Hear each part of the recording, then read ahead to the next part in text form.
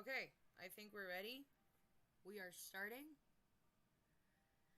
If everyone can hear me, okay, welcome everyone. This is K-Lionheart. I am the project leader of AOTNR, and I'm going to Project AOTNR. What is AOTNR? We're going to go ahead and switch the scene up real quick.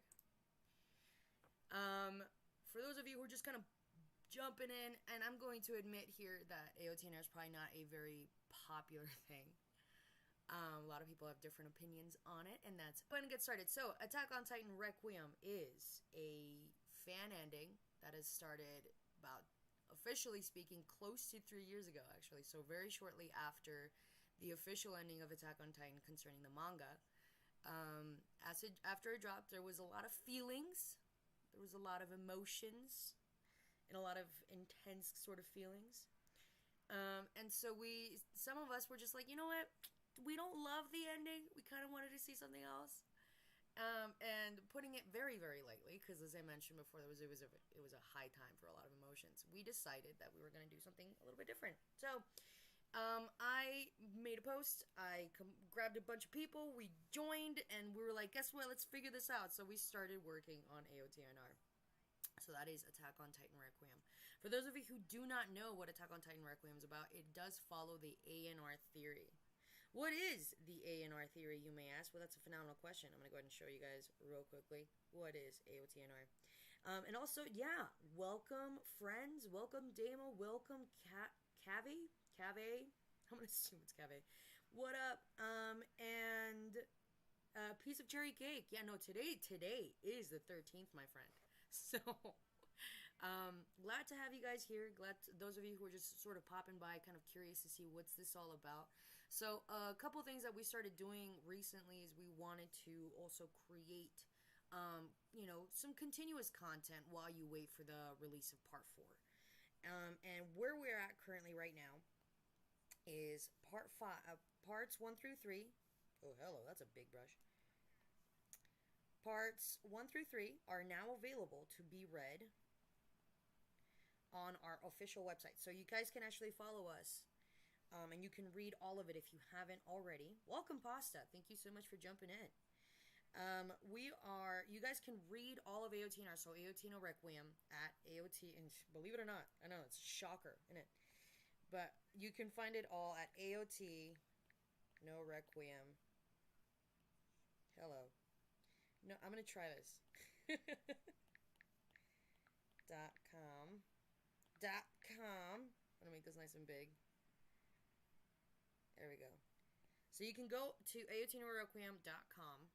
Be mindful of the spelling, because not a lot of people, surprisingly, know how to spell Requiem well enough. I know I struggle with it plenty of times. So you can read parts 1 through 3 at AOTNRequiem.com. Now, what is the ANR theory? Well, the ANR theory takes place after, obviously, if you guys have heard of it. If you're fans of Attack on Titan, you'll know that the ANR theory consists of the Akatsuki no Requiem. Akatsuki no Requiem was a song, a music video that was released by Revo, Linked Horizon, a few years back, I believe in 2018. I want to say 2017, 2018-ish, give or take. And this huge theory. This big old theory. This theory came out, basically highlighting what could be the ending. Now, at that point, we already know that there was going to be this whole rumbling arc. The story was kicking off towards the rumbling, and so a lot of people were like, "What's going on with this whole rumbling thing? What's going to happen?" Debating whether or not Eren was going to be, the win. Ideally, hopefully, everybody already knows. Otherwise, spoiler, I guess. It looks like there may be some issues with the connection. That sucks. If so, let me double check a couple things. Okay, no. Looks like connection's okay. It just looks like it was on my end. Alright, cool. If you guys, real quick, if you guys can still hear me, go ahead and drop a quick comments in the... Just throw me a quick comment that you can hear me, okay? Just because it was like sort of giving me a bit of a little problem. I just want to make sure everybody can see me, okay? If you guys can read me, just throw me a quick thumbs up. Otherwise, I'll just keep going. Or I'll stop and cry. Crying. So many tears. Anyway, I think we're good. I think everything's okay. Looks like we're getting some folks who can still read me all right. Cool. Neat. A little improved. Hopefully that does improve. And believe it or not, I've done streaming before in the past, but I haven't actually done it in a hot minute. So I'm a little rusty with my streaming abilities and capacities and powers and so on and so forth. Okay, yeah. So yeah, AOTNR came out during the season 3 part 1. The manga was right before War of Paradise, if I remember correctly. Yeah, that's pretty much great. Yeah, so you guys can hear me much better. Your experience will also improve. All right, great. So win or lose, the whole idea is Eren going to succeed in the rumbling, or is he going to fail? So there's a whole back end and was like, yeah, it looks like it's going to be a huge tragic ending, and everyone's going to die, and it's going to be so devastating, and and everybody was just kind of freaking out about that, which honestly, I was really looking forward to. But alas, as it turns out, we know by now that in the end, Eren didn't actually finish the rumbling. He only did 80% of the rumbling. I have words about that, but we'll go there later. Not that I'm like, and I feel like a lot of people can like, oh, you condone. No, it's just narrative. It's a story. I just wanted to see what was gonna, the most intense outcome was what we were essentially going for, but alas. Anyway, so we know that he only did 80%, and he ended up like, spoilers, but Eren Yeager did not actually survive, and his friend survived, and it was this whole thing, right? A lot of people genuinely really enjoyed that ending. Great, all the power to them. But what we're doing is the opposite.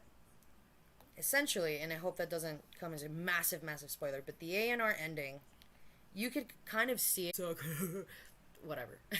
But bad in the sense it's like, narratively speaking, like it's the antagonist, or essentially the villain. I'm not going to say antagonist because I have words for that. But the villain wins scenario, right? And we know that according to the AOTNR theory, Eren becomes the villain, right? Which is, in my opinion, a phenomenal storytelling twist, if you want to go in that direction.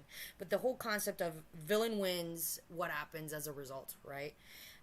So that's essentially AOTNR. So AOTNR, right? So that's the whole basis of the concept. Hopefully that makes sense. So, for those of you who are still frankly new and have never really heard of AOTNR, or again of the AOTNR theory, you are more than welcome to read up on parts 1 through 3, again on AOTNRequiem.com. You can also find this information on our Twitter. So chances are you're probably already following us on Twitter if you're here on the stream. If you're just jumping in from YouTube and you just kind of found this stream somehow, in some way, and you're like, what's going on? That's essentially how you can find us. You can find us on Twitter, or otherwise known as X. You can also find us on Instagram. We're working on improving our own YouTube channel, where we'll be releasing more videos, shorts, that kind of thing, directly on the AOTNR Requiem video channel. There's one that's very specific. There's a person who did take AOTNR Requiem as like a YouTube like thing. It was interesting. I'm not really sure who that person is. But you can actually find all the information in the comments, like the doobly-doo beneath the video. Great. So that is the preface. Now, what is the making of? What's kind of essentially gone through it? As you guys are aware, we started with part 1, we moved on to part 3, and some folks have actually been very curious about what is to come, right? How many parts do we have planned? How long is this going to go for? Where are we at in part 4? And the biggest question of all that I keep getting all the time, where is part 4? I can definitely tell you guys that we are moving along pretty well on it. The majority of all of the storyboards have been finalized. I can also say that it is going to be looking like it's going to be about 60 plus pages. So you guys are going to get a pretty nice, decent meal, considering that a lot of these pages will have some some of like my personal favorite parts of action for fight scenes and so on. So it's going to be pretty fun. It's going to be a good show. But yeah, essentially, that's just kind of where we're at right now. And I'm going to go ahead and get started on where we started with part 1. Now, we started part 1 back in April of 2021. So that back then, we had a slightly larger team, and by slightly I mean quite a good number of people that were actually actively there. We had a good number of people that joined us. I had to screen a lot of folks because, you know, we had, unfortunately, later on, we did have an issue with somebody trying and attempting to sabotage AOTNR. I can give you guys the drama later on, but not super duper surprising, in the sense that, oh my god, who could have done this? Because, you know, given the fact that I will openly acknowledge that AOTNR has its own share of controversy. So it's not super surprising there are some people who are like, we must destroy them, you know. I don't really blame folks for hating our initial behaviors. Totally understand and valid. So it took us roughly around, I want to say, I would say 2 weeks to have, and when I say it was daily conversation, like daily, we sat down with the people that I sat down, we created a document, okay? So, and eventually I'll release this over to the people on our Patreon. But we created this massive document of just ideas, you know, and we argued. Initially, believe it or not, we were going to pick up directly after 138. And just create a one-chaptered ending where I initially felt like, I think we only really just need to do 139 differently. But further, there's some narrative things that we're confused about, yada, yada, yada. So we did end up deciding, and it took some time, but we did decide to start AOTNR from chapters 136 onwards, right? So part 1 takes place after chapter 136. So for those of you who are curious about where you can start reading AOTNR, again, keep on post 136, chapter 136. I believe that episode, like the anime episode, is, I'm trying to remember, it's like season 4, final season, part 3, I think. Part 3, episode C, subsection A. You guys will get it. You'll figure it out. But it's around that area there. So you guys are more than AOTNR if you're an anime only. If you prefer watching anime, we do have keep it an adaptation of it. I can post more links concerning that coming up soon. But we do have a lot of that good stuff coming up. Great, cool. So if you want to know, again, this does take place after chapters 136, and then we immediately launch into part 1. Part 1, and this is another question that I get a lot, is concerning production. Parts 1 and 3. Part 1, technically speaking, is supposed to be all of part 1 and part 2. So hopefully that makes some sense for some of you concerning production, because we wanted initially to have all of part 1 released, including Armin and Aaron's whole confrontation. So it's pretty interesting how that ended up working out. Got a question here. I remember you mentioning once that if it were up to you, you guys would have wanted to redo the entire post time skip. Do you still feel the same? I mean, yeah, honestly, I really do. There's a few things that I would have gone in a completely different direction. Honestly, if I did go as far back as there would be a lot of things I would adjust. I would actually extend that final arc by maybe 10, 15, 20 more chapters to include more outside kind of like stuff.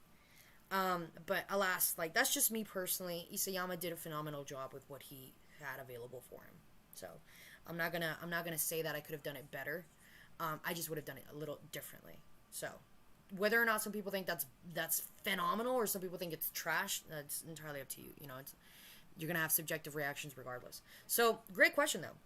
So back to it though. Part 1 and part 2 are essentially the same part 1 in production, technically speaking, and part 2 technically is parts 3 and 4.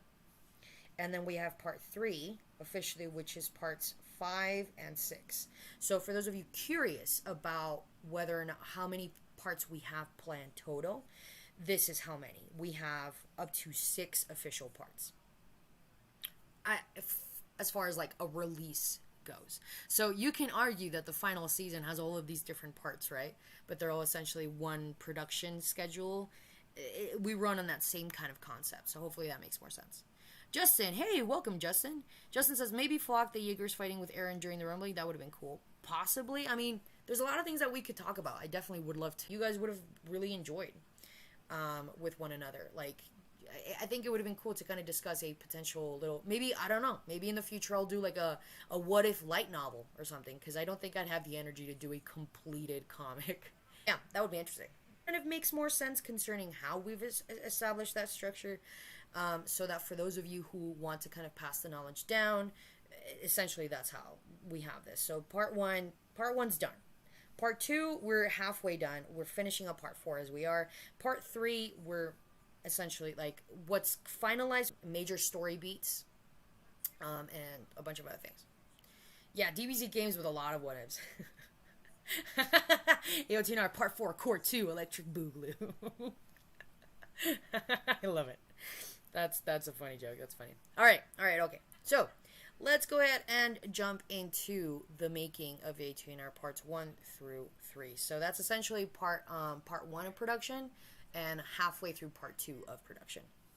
So, as you guys can see, I have the full document here, the full file. We do use Clip Studio to create all of AOTNR. We have some artists who do go kind of back and forth between using Photoshop. Others have used some Procreate. I think others, like, we don't have too many issues with individuals being able to use additional programs, but our go-to is Clip Studio. And the reason for that is because it has the better features, I would say, in comic creation. So if you are curious about making your own comic and you want to know more about the kind of the ins and outs, feel free to follow us on Patreon. One of the perks for our supporters on Patreon, I do host lessons on comic making. I essentially learn a lot of things. I've been ingesting a lot of things concerning creation of comics. And I really enjoy teaching it. So that way, you know, people like myself or people like you guys out there who just maybe don't want to make it a fan ending but just want to make your own thing and you just want to understand the fundamentals of making comics a little bit better, I offer little lessons like that through our Discord server. So feel free to join in if that's something that you are interested in doing and learning more about. Fight his friends and possibly uses the Titan powers to trap them in paths. How do you see this aspect on Aaron's character? Ooh, we're getting into story questions. This is fun. Justin asks, are you guys aiming 60 pages for part 4? What about support page count for Battle Heavy part 5? Battle Heavy part 5, we're going to have a lot more double page spreads for fights. And I like to consider, personally, as far as production conversations go with myself and the team, the conversation usually goes, oh, hello. That was random. That was super random. I don't know if you guys lost the stream for a minute there, but it sort of like blacked out on me. If you guys are still there, okay, I think we should still be good. Great. But yeah, concerning the page count, like I mentioned, since we do have double page spreads, I usually count them as a single page. So that's going to slightly skew the numbers if I were to give you some right now, but I am, if I could like break it up a little, I would say close to 60 pages for part 5. Close to, but definitely less, because part 4, when I tell everybody this, part 4 is definitely, we're hitting the climax. This is the big breath before the jump, right? We have part one of production, parts 1 and 2, essentially capturing like the final arguments, trying to push a few people here and there. It's establishing the battle of ideologies. We're establishing stakes, okay? And I can actually provide a little bit more insight concerning that. So I'll go ahead and include this bit here, because I think some people should learn this a little bit. When you are writing a story, and this is a bit of a side note, but when you are writing a main story, some people think, oh, well, I need to create characters. Oh, I need to create people, and then I have my side plots, and there usually seems to be a lot of confusion. In my actual professional like work, what I've personally done is I've helped people learn more about breaking down their stories. So that's actually what I do for like an actual living as a freelancer. So when it comes to stories, there's going to be three main things that I would say you need to focus on, and I think any story needs to focus on in order to be successful. You need to have a good establishment of what are the characters. Well, what are the main goals, right? And then you build your characters around those goals, right? So you have your goals. You have your you can have start with a scenario, right? Scenario, right? You have your goals based on the scenario. You have your stakes, and then you have your conflicts, right? Actually, this is actually important for me to establish. So you have your conflicts, and then you have your stakes. Okay, I would honestly order it in this fashion, right? So, if we're talking AOTNR, if we're talking the difference between Attack on Titan, and we're talking the difference between the canon, right? So this is kind of like answering Pasta's question here. If you have any idea about, Fair Alves asked, the criticism is that Eren wouldn't fight his friends and possibly uses the Titan powers to trap them in paths, right? Yes, stakes. Yummy. I don't know how to... That's a really bad steak. Sorry, ignore that. How do you see this aspect of Eren's character? So what we're doing, we know that according to the canon, we know that Eren decides he doesn't want to, right? We know according to the canon, he doesn't want to fight his friends. And I honestly want to hold that goal, right? He doesn't actively want to do it. So let's establish what his goals are for AOTNR, okay? So if I were to summarize it, and this is what you want to do, you want to summarize your characters. Sorry, Justin, I will not mention any food items for you. You got this, my friend. You can do it. I believe in you. But concerning Eren's goal, Eren Yeager. Okay, we have Eren's goals. What is it that he wants? We know he has. Right now, and this is what feeds into the conflict, and it feeds into the stakes. So, concerning the ANR theory, concerning that, not taking into account canon so much, because again, we are establishing the ANR is our scenario. Okay? So if ANR is the scenario, then I have to create the goals according to what happens in ANR. I have to establish conflicts, and I have to establish stakes. Not the meaty kind, but the other kind. Okay? Great. So hopefully this is making some sense for some of you guys. So goals, as far as the ANR scenario goes, his goal is to complete the rumbling. Hello, I cannot spell the rumbling. Right? So this is a little bit more like straightforward. This is number one, is complete the rumbling. We know that he wanted to do it. We know that he was pushing to do it. The motivations, the conflicts, all of those things are separate. But if we were to like numb it down to the rumbling, guys. Jesus, I'm gonna write this again. This is slightly embarrassing for me.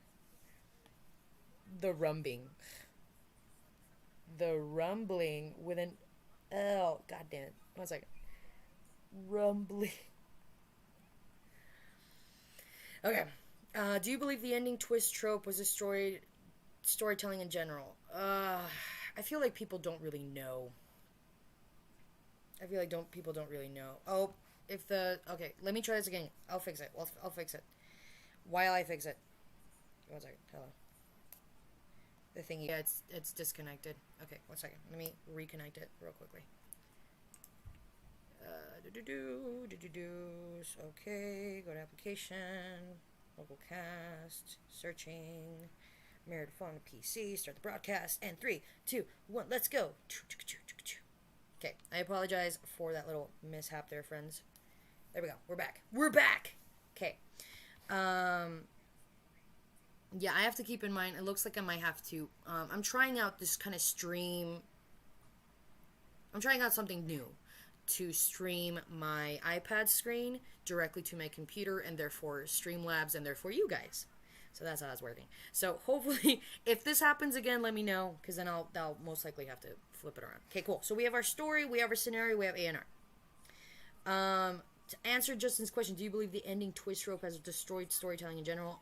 I will definitely get to that. So bring that question up again because that's a very good question. Cool, great, excellent, Gucci. Let's keep going into that. Actually, I'm gonna keep this on because it gives me a little timer, so that helps. I'm gonna do that. Cool, nice. So, right. So we have with going back to the what is Aaron's goal here in this scenario. We have the rumbling. We know that he wants to achieve it, but he also has another goal, which establishes a conflict. He doesn't want to fight his friends. To fight, and I'm going to include this, fight / kill or unalive his friends. Right? I cannot spell. One second. Friend. Okay.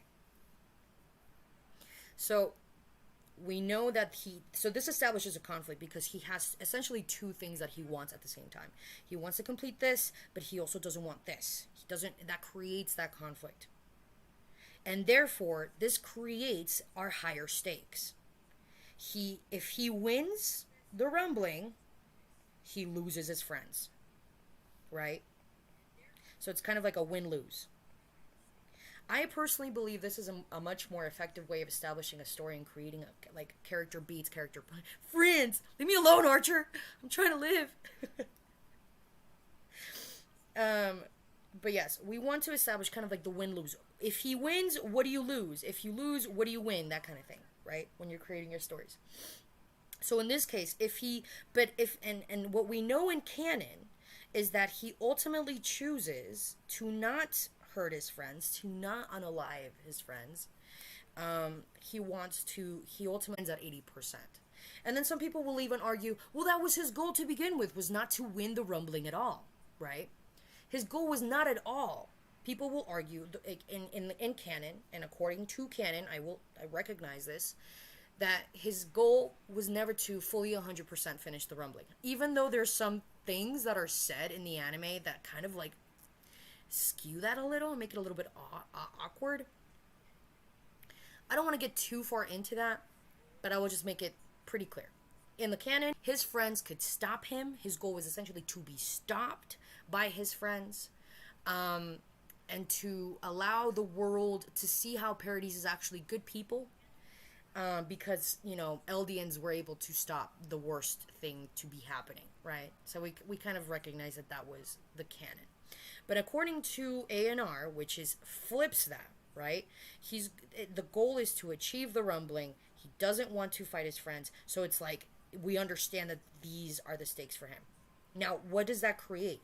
In my opinion, I feel like that creates a more intense story.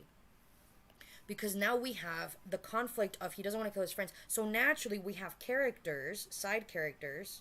So we know that Eren is the main. And we know that Armin has his own motivation to stop him. So his desire, simultaneously, Mikasa has the same thing.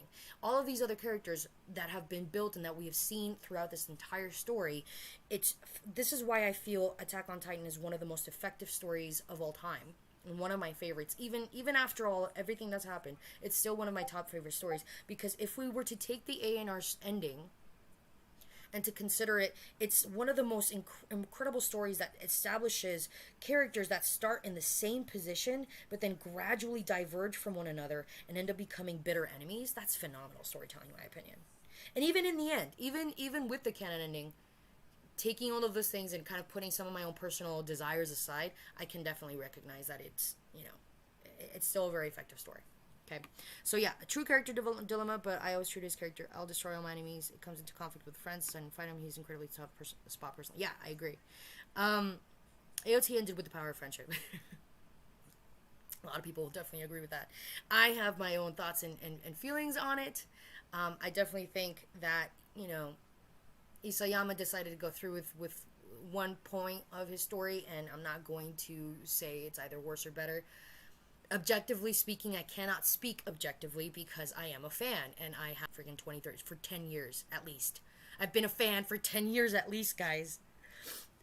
Oh, God. But alas. we are here. So AOTNR explains, sorry, it's not explained. AOTNR focuses on this scenario. We have the goal, we have our conflicts, we have our stakes, win or lose. If he wins, what will he lose? Okay? And because it is a villain win scenario, ooh, pillow. It's important to establish that this is not going to be a happy ending where we have puppies and rainbows and everybody's happy and then holding hands kumbaya and then the Paradisians are happy forever and ever. No, like there's going to be actual consequences. There needs to be what happens after. So I want to make that clear for everyone who is like, oh well, you're making an ending that's gonna blah, blah, blah. Like, I want to make it clear that part 6 will explore a lot of this kind of after stuff. So it's a little bit of a spoiler. It's a little bit of a, oh dear, what are we going to do? I hope you guys don't necessarily feel like I've given out everything to you. A lot of it has to do with the joy of how it all develops. But just to make it clear, that's essentially what we're exploring. No birds wrapping scarves. My God, I would... If I could, I'd shoot that thing down. I'm kidding. I'm joking. Wink, wink, nudge, nudge. Okay, so this is essentially how I've been able to have that conversation with my team of writers. We needed to establish, okay, what an agreement. We needed to agree what his goals are. We needed to agree what the conflicts are. We needed to agree what the stakes are. And also all the sub-goals, sub-conflicts, sub-stakes that tie into it. But if you can do this with your own story... Oh, did it again? Did it do it again? Wait, no, we're good. Just kidding. All right, if it does it again, yell at me. Because I think the thing is just sort of freaked out a little bit. Okay, so if we want to find that, if you want to establish a comprehensive but also enticing story for your viewers, you want people to read your story, you want people to be submerged and they can't put it down, there's a way to establish that. Establish your goals, establish your conflicts, establish your stakes, and how do they feed into each other. If you feel at any point that you are stuck in your story, that's because maybe a goal isn't strong enough. It's not emotionally connected to the character enough. Maybe the conflict is not big enough or it's too big to overcome. Maybe the stakes are too high or they're just too easy to attain. So if you're able to determine these things, if you can go back to storytelling, this applies to all genres also. This is going to apply to a fantasy, this is going to apply to a romance, this applies to everything. Build your goals, build your conflicts, establish your stakes. Okay? Cool. We're not going to be able to really sell the story of ANR in one chapter. And I had a really good buddy of mine. He really helped in that beginning part of the story. He really helped us kind of understand a lot of things in the beginning, back in April of 2021, where he realized we need to. And I asked him, like, okay, guy, like Hollow, that was his name. Hollow, where do you feel we need to start the story? And after some deliberation, we agreed, okay, we're gonna need to start from chapter 136. And I was like, you know what? Damn. You're right. So, we went that far back. Now, what happens after that? We started storyboarding. Now, if you are an artist like moi, a lot of your storyboarding is going to kind of go hand in hand with your script writing. Some things that I've done is that I would kind of have a script here. So, this was all my script stuff. And then simultaneously, I would have visual boards kind of in mind. How did I want... We wanted to bring it back to... We liked how 137 started, so we followed in that example. We wanted to kind of make it an alternate sort of mirror of sorts to the canon, right? So that it didn't quite feel off. Some people complain, oh, well, you just did 137 all over again. Sure. But that's because we liked what it did as a narrative blanket. Like, it established a really good map, and we wanted to utilize that without us having to reinvent the wheel. Okay, so we have our script, and then as I was working the script and we were doing our writing and our lines and, like, scenarios and stuff like that, I would create ideas, and you want to have something where you're creating thumbnails. Okay, so I always kind of label them TV thumbnails. Okay, so you create little thumbnails of like little visuals of characters, and maybe like a character's blinking over here. There's like a close up, and then like a character speaking, and then I have a character like yada yada yada. Okay. Um, Part three with Mikasa and Connie saving Armin. Yeah, I'm not sure what you mean with that one. You probably listened to something, and I'm like way ahead of you. I noticed that like the stream's like I think 15 to 30 seconds behind, like real time. So if you want to like clarify, that'd be great. Neat. Gucci. Awesome. Great. So you have your script, and then you have a visual. We pretty much kind of like established that for part one. As we were developing lines, and we had a lot of really roughs. We had a lot of things that we didn't totally love, and things that we did love, and things that were like, blah. So be prepared to do a lot of cutting and going back to the starting board, that kind of thing, because you're going to need to make sure that you have a variety of explanation, a variety of ideas, a variety of execution more than anything. So this is essentially how we started our storyboarding. And then when working on the script, eventually it sort of kind of evolved from, because I felt like we were taking so long with the script and the dialogue and like the beats and the fonts, and there was a lot of stuff that was I feel like was taking too long. So what I ended up deciding kind of to work on primarily with everybody is we needed to establish our story beats. It's a great way for you personally being able to get into the breakdown of your own story. Justin asks, did you get emotional at all about what you're preparing to draw? Do you think there will be tears with drawing in it with any specific moment? Oh, dude, I've already had my breakdowns, man. I had planning very specific character deaths that are oncoming. When we were finishing up, I know that there was a point where like we were working on it, and I submitted it, and at the same time we were kind of listening to some music, some Attack on Titan music, and I kind of presented it not thinking about the music, and one of my other artists, Darius, he was like listening to it, and I was truly started crying. Like he told me, he's like, I am like sobbing, dude, I'm in tears. We're gonna have a good number of deaths for sure. There's gonna be some mortes. A lot of death here. Okay, so story beats are based on narrative, right? And then also emotional. And I want to say emotional visuals, really. We had to watch a lot of Attack on Titan. I rewatched. I can't tell you the amount of times I've rewatched those episodes. I have certain episodes like fully memorized. I can tell you guys, like, also the amount of times I've read like the final arc. You guys can ask me, hey, what's this scene from, and I'll tell you what chapter it is, just because of how good, like how I've memorized those freaking pages. Get familiar with your source, man. Build your Bible. Awesome. Okay, so you have your narrative, you have your story beats, you have all of these things. So once we started establishing story beats, I was able to kind of create my boards, because I feel like, and I think a lot of people agree with this, part one, and some of the criticism for part one is that it did feel pretty stiff, and the dialogue felt a little bit awkward and sort of wonky and janky and a little funky. Oh, did it do the thing? It did the thing. It did the thing, guys! God! One second. Let me go back to it. I gotta buy this damn thing. Okay, I'm gonna create a local cast again. I will, knowing that this is actually pretty helpful and useful, I will actually buy this application. Like the full version of it, because I haven't been able to find a better way to do it, to be honest. Woo! Carol, sweet. I really appreciate you. I'm gonna start the broadcast one more time. Great.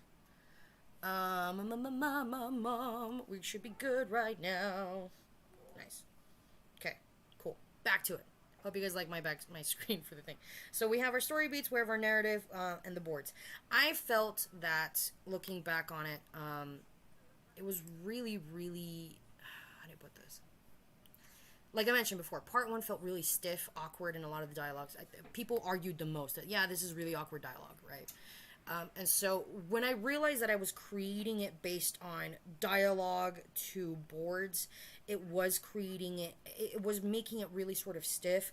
So I've essentially started focusing on creating the story beats, creating the boards, finalizing the movement and stuff. And then once we did that, we moved it over to establishing and tightening up dialogue at the end. Believe it or not, we had an idea. We knew what we wanted characters. Most people were like, okay, the dialogue feels better here in these areas now. Like we've seen some improvement here and there. Question: Eren, Mikasa, ending defenders are good at infiltrating other groups to change projects to fit their narrative. How would you prevent this from happening? I am like very, very careful with the screening. Like I screen people very, very tightly as far as bringing them in. So, I always tell them, like, listen, my main focus here is not to appease a ship. That's not the focus here. Anyone who will tell you, oh, you're just doing this for the ships, needs to take a step back and like go take a dip in the snow, because no, that's not the main goal here. Something that I've said in previous interviews will stand and will continue to stand here. I will prioritize story always. I don't believe that shipping is a massive important part to the story. I don't think Isayama made shipping a massive part of the story, and I'm not going to make that this is primarily the tragedy is here. Romance is a seasoning, okay? If you know how to cook anything, you know that if you have a dish that you're preparing, and especially one that doesn't typically feature another ingredient. Say, for instance, you have a lot of action adventure. You'll notice that romance is sprinkled in as a seasoning. And you will notice that stories that have too much of it will not always like hit well with some others. To me, it's like sugar. Or even salt. You have to add the right amount, otherwise people are going to have like an overly salted dish or something extremely sugary. I avoid having cavities. Some people love it. Some people will be like, yeah, man, pour that glucose straight into my veins. But that's not me. You will get it. You'll get it, Damo. Don't worry about it. Hopefully that makes sense. But I want to make that clear. I appreciate what people bring up to me. But I have a very, very firm vision. Like, my eyeballs are like very hyper focused on what I visualize for AOTNR. And also it helps that I've gained a lot of experience as like a storyteller for a living.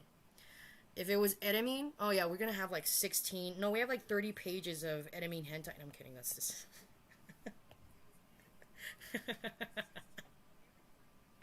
Sorry, Justin, I know you're probably like, I'm trying to like fast, I apologize. Cool.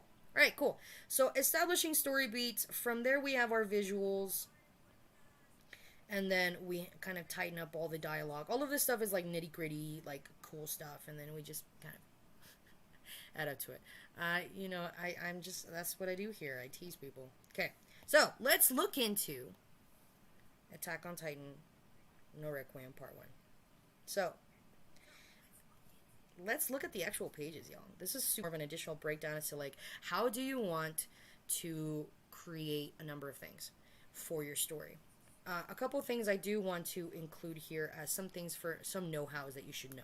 You should know what your binding is. Like a chapter page by page manga like this. Especially if you plan on like printing, right? So know what your binding is. Know what reading format you're doing. Okay, so is this webcomic? Or is this manga? Like, what direction are we reading, dude? Are we reading side, left, up, down? Which is it? So you gotta figure this out for sure. Learn about these. Figure out your binding, figure out your reading format, figure out... Oh, what was the last one? Did my brain fart? My brain might have farted. A little bit. But I would definitely say these are the top ones that you want to focus on as you start kind of creating, like, the technicality of making a manga, okay? Establish your binding. Oh, yeah, there we go. Flow. And determine your flow. Do you mean, like, flow as in, like, your brain and your art and everything is working together? No, I mean, actually, like, this kind of, like, ties into reading format. But this is also more so, like, this is more general for genre. Oh, my God. This is a problem. I'm gonna play with the stability for a second. There we go. So genre, that's much better because it's like dragging. So you want to make sure you have a good firm established genre. You want to know, again, establish your story beats. You want to make sure that you have all of these things as you are creating your storyboards, as you're creating all of your things, right? Binding and printing, this stuff is important because, like, if I go here to creating the comic pages itself, it's going to ask you for your, like, the page size. It's going to ask you for the bleed, the resolution. It's going to ask you for, like, your printing, your DPIs, your color. What's your layout, man? How thick is going to be the width of the spine of the thing? Like, all of these things it's going to ask you. This is what I mean by understand what your binding is. You figure this out, everything makes sense. You're not crying at the end of everything because then you realize, oh my god, I messed up. You don't want to be that person who has to reformat everything that you do after the fact. Trust me, you don't want to do that. I've felt that. I've had to do that. It's painful. It's agonizing. Don't do it. Like, it's just not worth it. Okay, figure this stuff out. It's gonna help. Reading format, again, it's also going to explain that for you when you create a brand new comic. It'll even show you here. It'll offer you different options of being able to do that. Question: has AOTNR been approached by high-level manga creators of the series, like editors, AOT animators, or you say myself, no names needed? I cannot answer that.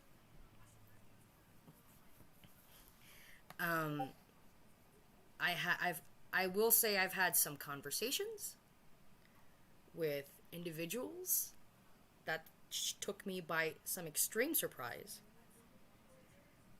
I can only say that. And yeah. Take that as you will. Anyway, so establish your binding, establish your reading format, establish your flow, how you're going to kind of start working on everything else.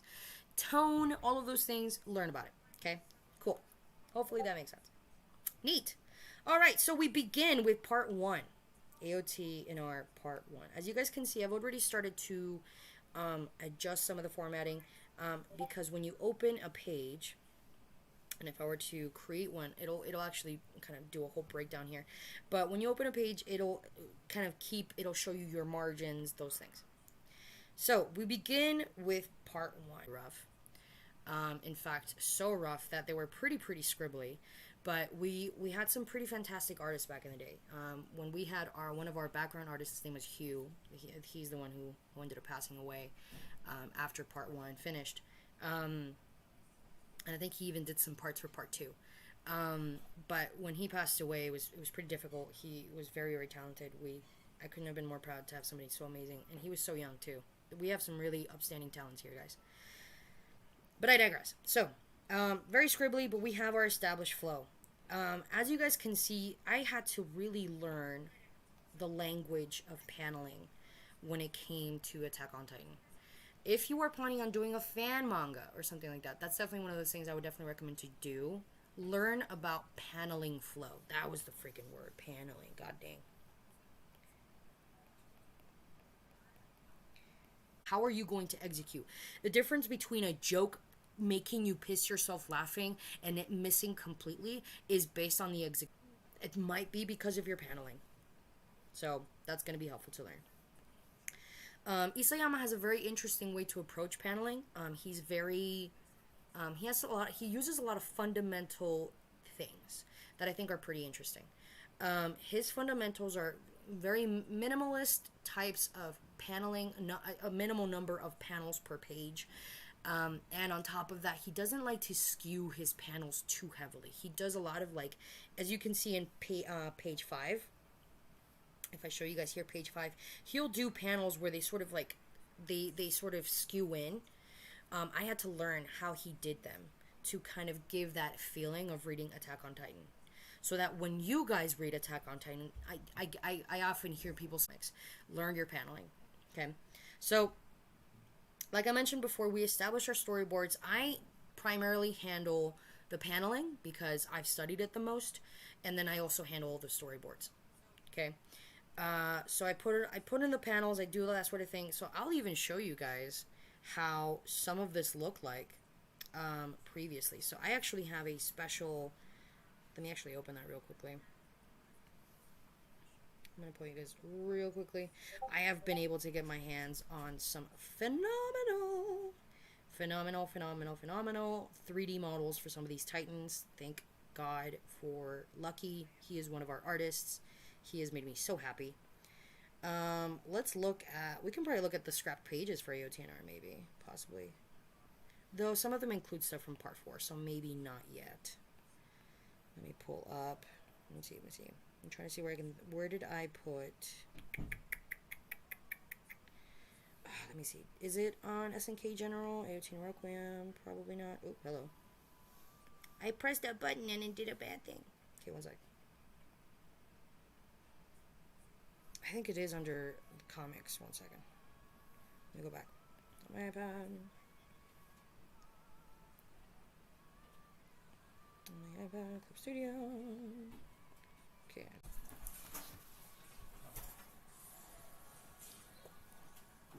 Okay. Sweet. Okay, cool. So this here is going to show you guys some of the breakdowns actually from part 3. Surprise stuff for part 3. So you guys can actually see here how I started this off, and I did end up moving a lot of that stuff over to a different page,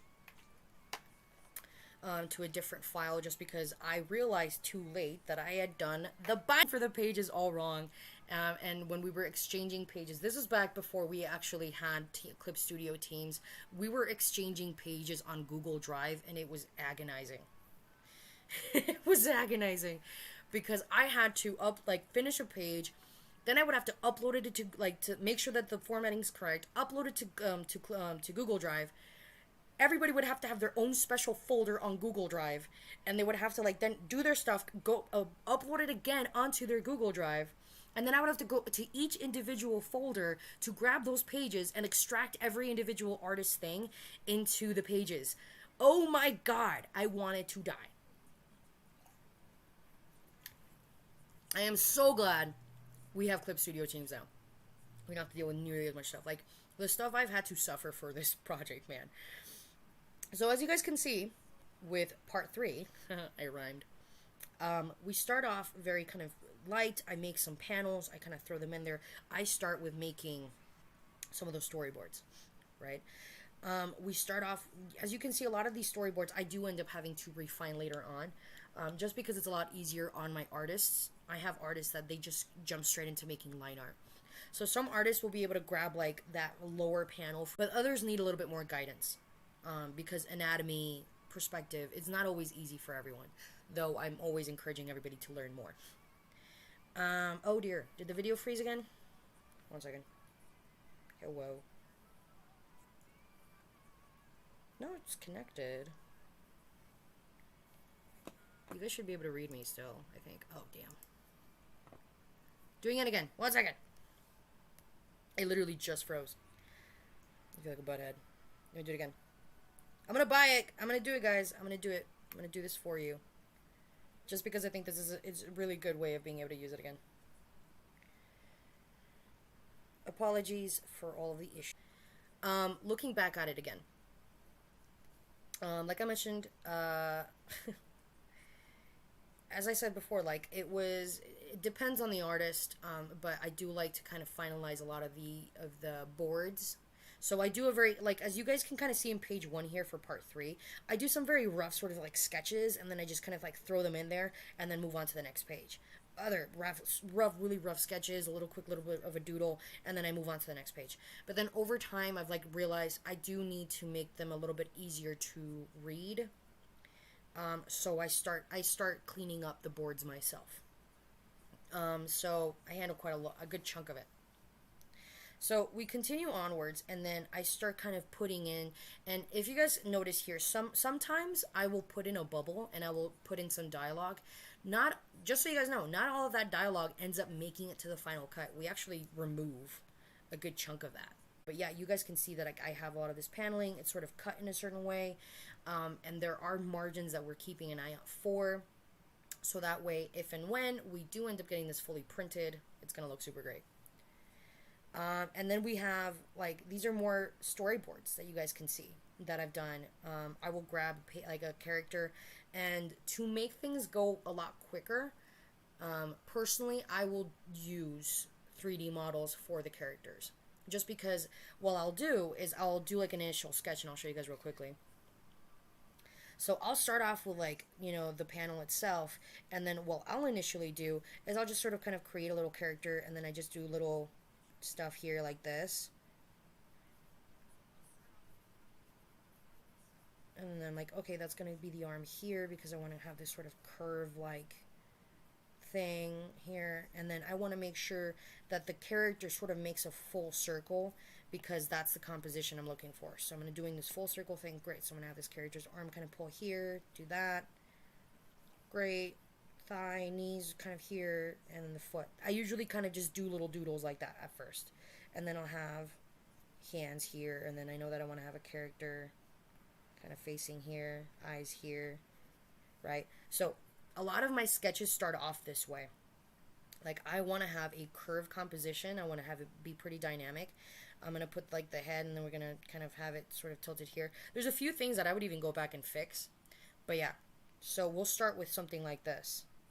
And then I'll grab a 3D model, and then I'll place it, and then I'll start maneuvering the 3D model based on the position that I want. So that way, I don't spend too much time fixing later on. Hopefully that makes some sense for some of you guys. I have people say, oh, your positions are a little weird. Admittedly, I did become a little bit too dependent on using 3D models.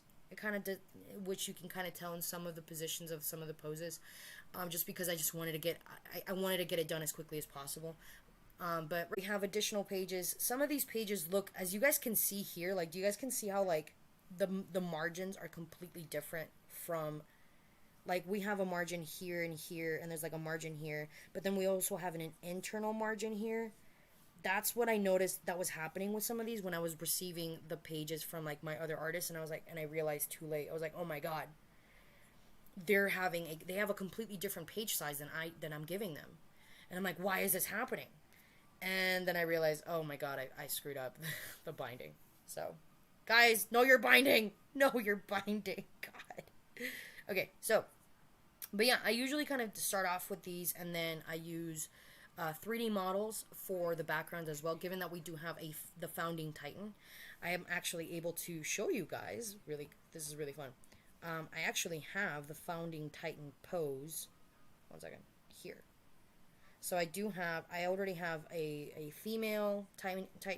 I have the Warhammer. I have, not the Warhammer. We're trying to get it. The Colossal Titan, Armor Titan. We have the main founding Titan. We have a Cart Titan model now, which is so great because, oh my god! Oh my god! I hate drawing the stupid Cart Titan. It's so annoying. I wanted to set it on fire. Ugh. Okay, I saw some criticism of me cause this twist with this panel, but I overlook it. I mean, again, like I mentioned, it's mostly because I did utilize that model, and I did skew it a little weirdly. I get it. I'm not surprised. But yeah, cool. So, this is essentially what goes on, like, in a huge nutshell. And I've gone over this a few times with some of you guys already. But yeah, like, we start kind of throwing some dialogue in there. I start drawing a few things, and it does come off a little bit skewed and sort of funky. But yeah, like I mentioned, I will put little things there. Like, we get a lot of things to utilize for this. We have a lot of, the amount of assets that for Gabby to make sure that I had the right model, and also at the same time see if there was a model, like like the right type of gun that she uses.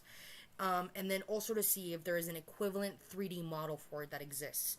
Because if I have a 3D model, I'm not going to screw up the details. And those are the things that people may not hyper focus on, but it adds that additional element of deliciousness to whatever we're doing. Great. Like I mentioned, eventually I kind of get into a groove, and I just start doodling, and I start making sure that my doodles aren't quite so sketchy. But you can still see a lot of that sort of sketchiness here in, like, page 9, where we have, like, a little, just random little body here, and it's like, oh, just little things here. They're fun to look at when I look back. They're great. But yeah, a couple 3D models already in page 10 that I had there. And then I had, back then, we had something called Sketchfab. Yeah. and I didn't actually actively have the founding Titan 3D model, so I had to use Sketchfab, where I purchased the 3D model Titan, but I'd had to kind of like move it and adjust it and then take screenshots and then bring it over to Clip Studio. It was a number of steps I had to do, but now I don't have to do them. Okay, Pasta, are there any cool ideas you had that didn't work out in the end in terms of drawing? Yeah, actually, as a matter of fact, we have a panel. I'm trying to see, because I have a few, but I'm not sure if I should show them, because I'm worried that it'll end up showing some of the scrap pages for part 4, and I don't want you guys to get any ideas as to some of the twists that we have. Let me see if I actually have some of the stuff for part 1, actually, because I know that we scrapped a lot of stuff from part 1. Oh, that's another comic that I did. AOTNR Requiem. Let me see.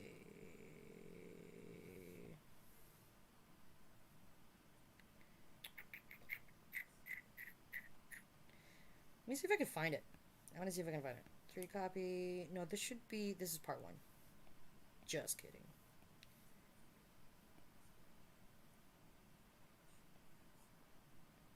This is part 2. Okay, cool. We have some designs here, maybe? Possibly? Hee. Oh my god! I forgot about this! Okay, this is gonna be just for the stream and just for you guys. Okay, I'm gonna show you guys. But once upon a time... I know that people are like, oh my god, you're a shipper! And I'm like, no! But also at the same time, yes. I did design... We initially were thinking... We wanted to create a... Like, in the narrative, in the story for part 2... with the memories...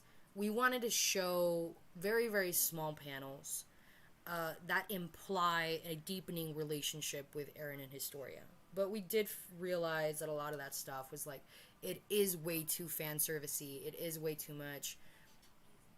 That I did actually design some outfits real quickly, like just kind of how Eren and Historia would have looked like in these. It was gonna be like super tiny, these super duper tiny things. No. We were gonna have it be one of the farm hands, and I think I'm trying to see. I think one of the initial things that we discussed was that the farmer was actually gonna be the officiant somehow, but then we realized that doesn't make a whole lot of sense. Yeah. But as you guys can see, I did design it. I did take a moment where I was like, hey, how do we want them to look? And we had a few different little things. I'll show you guys more.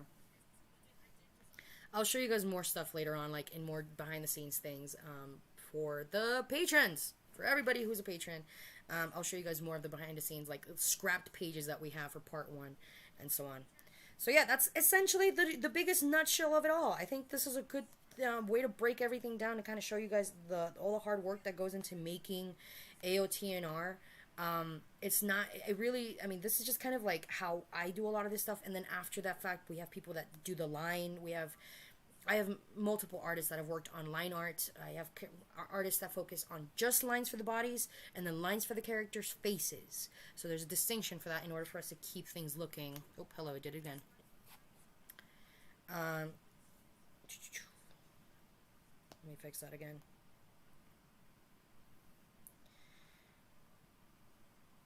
I'm gonna fix it. 3, 2, 1, let's go. Okay,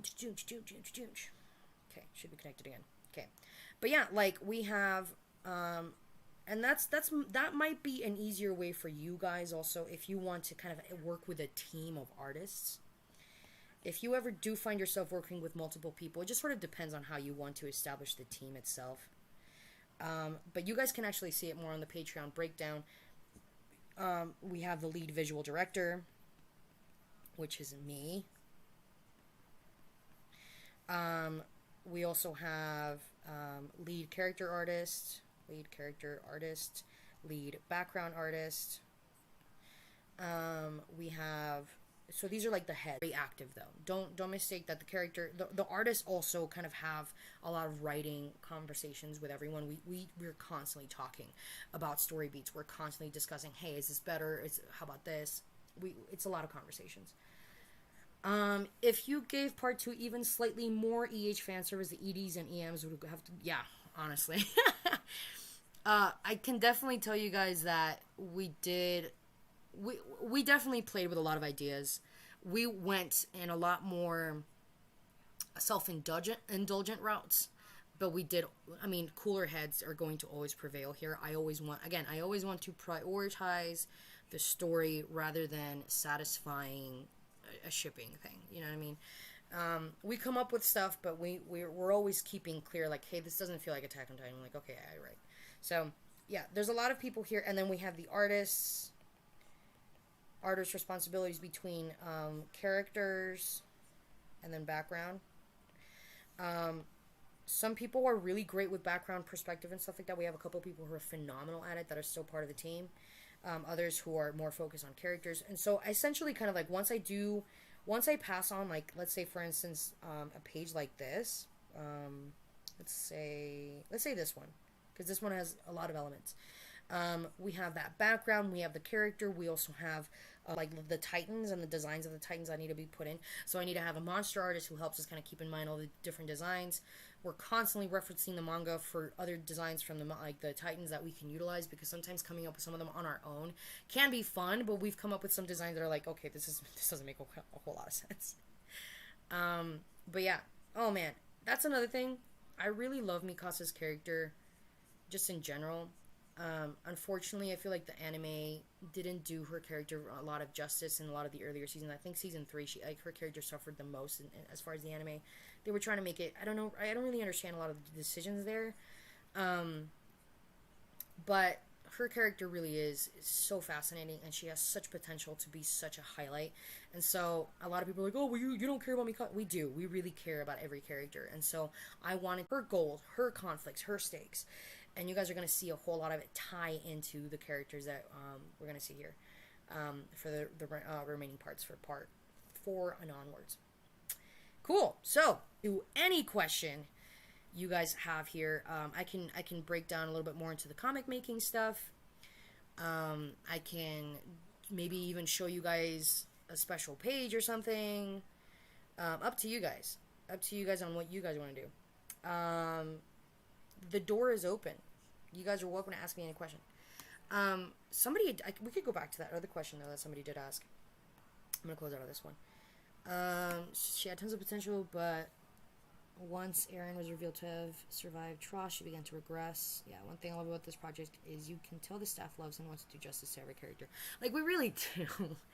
We really do. I want to make that clear for everyone. I'm not just somebody who's like, oh, I want to do my own thing and, fuck everyone. I'm not like that. I really, really do love this story. This story means a lot to me. And having this experience to make it, to create it, has been such a joy. So, yeah, guys.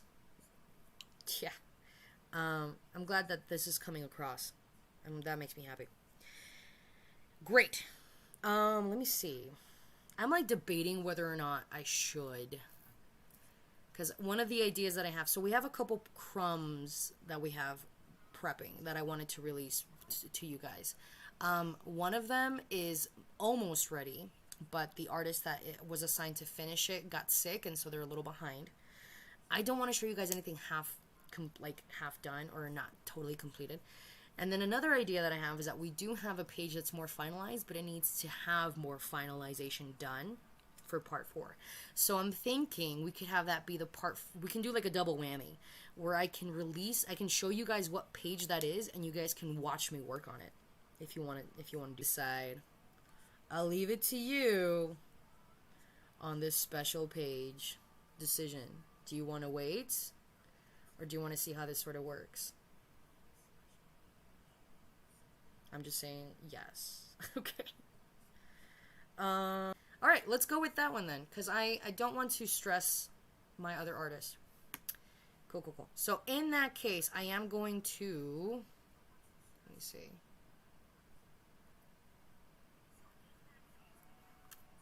Here's what I'm going to do.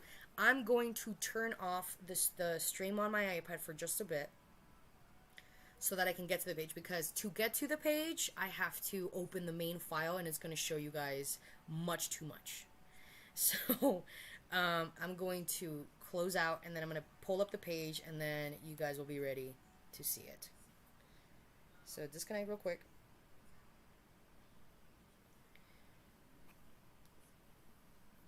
I'm I'm going to open the page. I'm going to close out of here.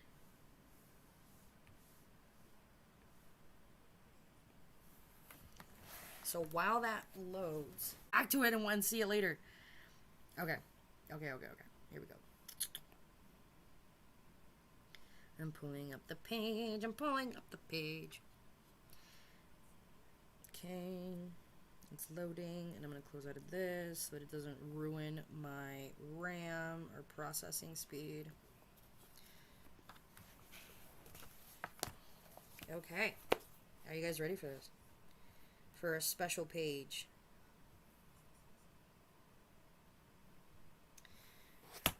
Okay, actually been pretty revealing in the stream. Deaths are coming. Whoa, it was pretty obvious though. Yeah. It was pretty expected.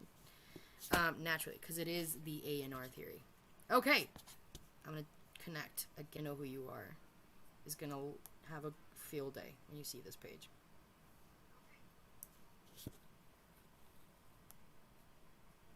Are you ready? Starting broadcast in 3, 2, 1.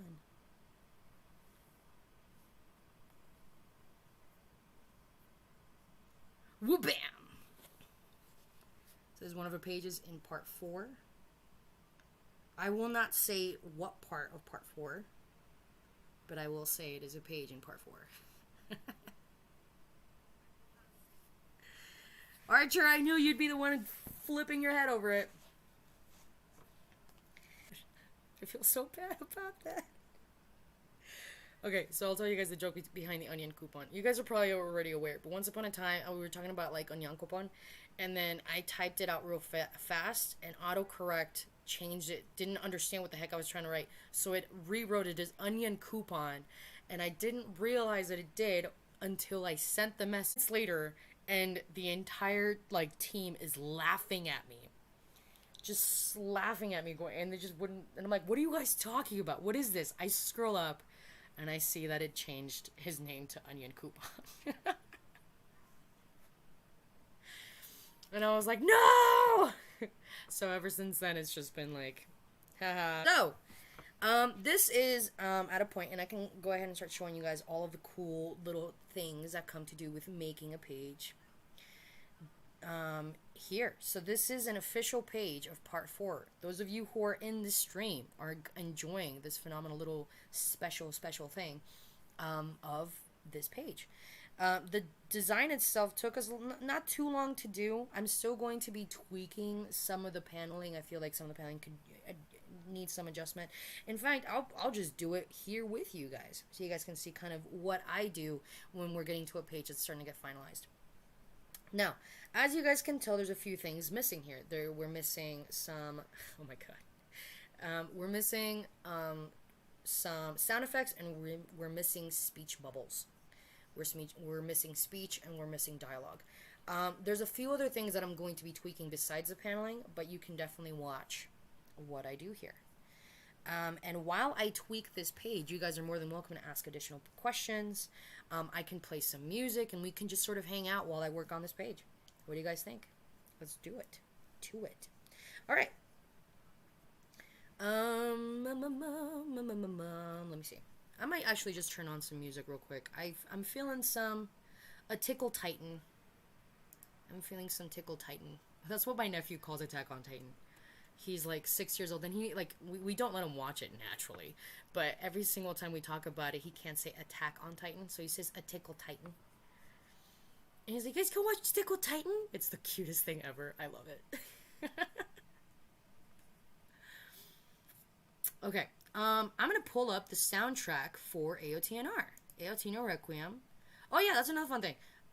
Guys, what do you guys think about being able to get an album for AOTNR, like an actual physical album? Because, like, that might just be really possible.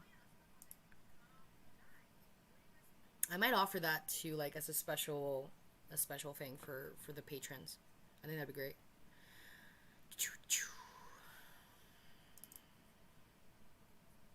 Open this one. Let's get the song.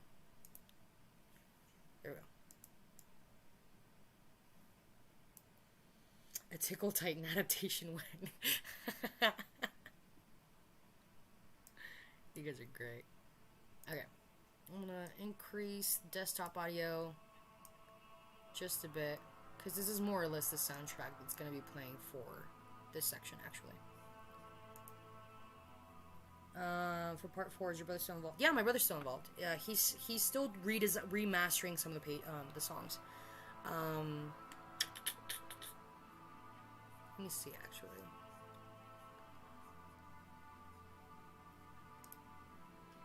Okay, cool. So, let me know if you guys can hear the music, okay? If you can't, I'll adjust it in my area.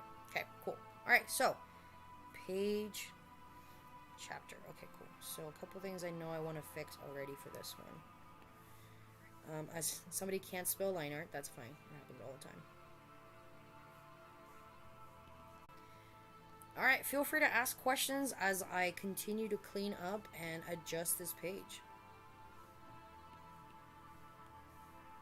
And you guys can actually watch while I do all the main stuff and like what pen I use.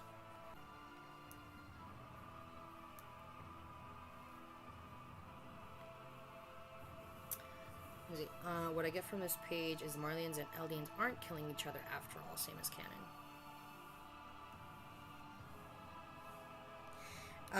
I do want to remind everyone that we are definitely read Attack on Titan No Requiem as somebody mentioned, is this like an alternate universe, alternate reality sort of thing? And it's I want to say yes, with following, like if you guys know anything about timeline principles, sometimes you have things that like with some stories where you'll have like maybe two stories diverge in a way, but they'll have some similarities. So we want to kind of sort of keep that. I want to fix this. I don't like that.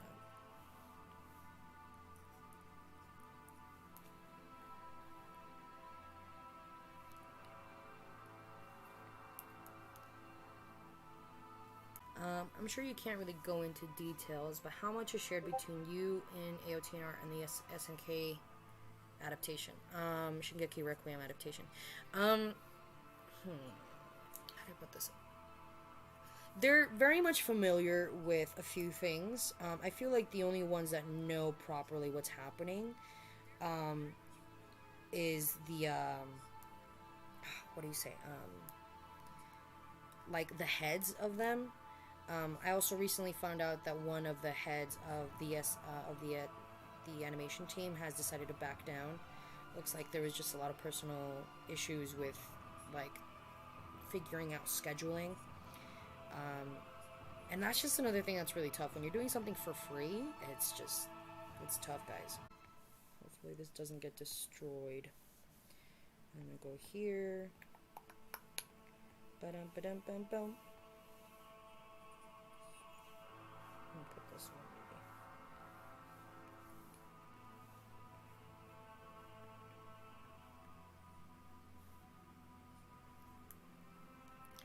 maybe. Major from Helsing showing up in a Zeppelin. I am yourself.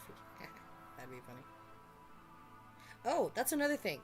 Certain groups of you, certain people who have donated a certain amount are getting drawn in as characters here in these pages. So if that's something you want to do, consider increasing or adjusting your... You already had to get a couple people's designs for how they wanted to look like in the manga. So it's pretty cool.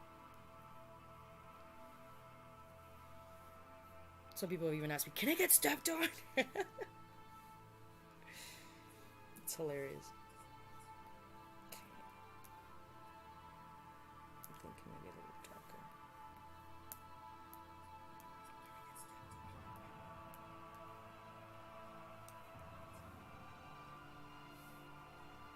Okay, so I do that, and then I'm going to add this to, and then you guys are going to see what I do to add some texture to some of these pages.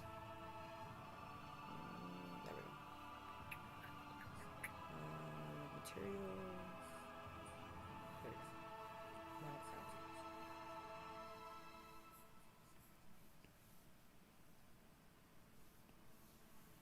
I'm going to change this from white to black. Oh, pillow.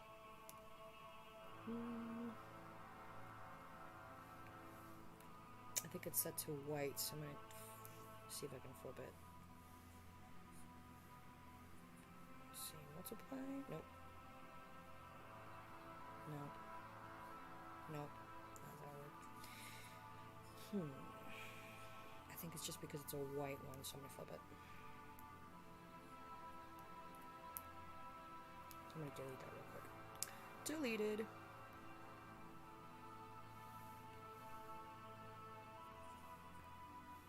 Okay.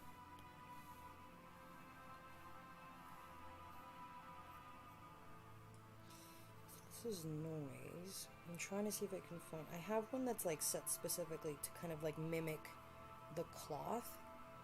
I think it's this one. Yeah, it might be this one.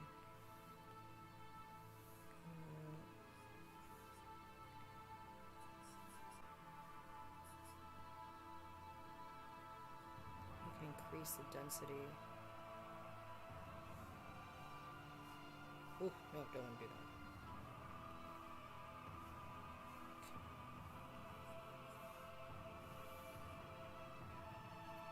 That just looks like a leopard print.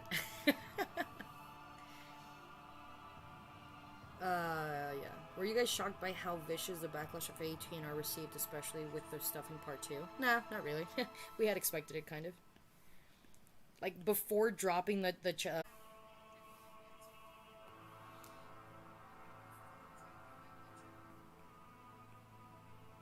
I don't really like the noise. What did I use before?